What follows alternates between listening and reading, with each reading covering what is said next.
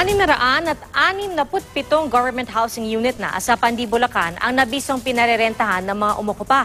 Yan ang lumabas na magsagawa ng occupancy check ang National Housing Authority halos isang taon matapos okupahan ng grupong kadamay ang mga pabahay na nakalaan noon para sa mga pulis at sundalo.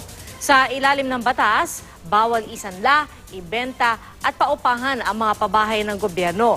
At sakaling mapatunayan, iba-blacklist sila sa screening process ng NHA para hindi na maging beneficiary.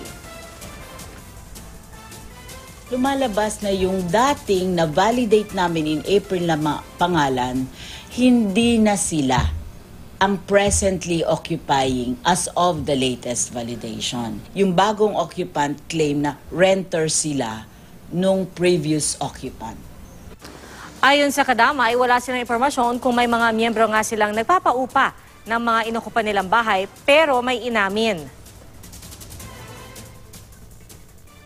Minsan po yung mga maralita na na-relocate sa mga resettlement area ay gusto na lamang na ibenta yung kanilang mga inokupahan, kasi dahil nga sa hirap ng buhay.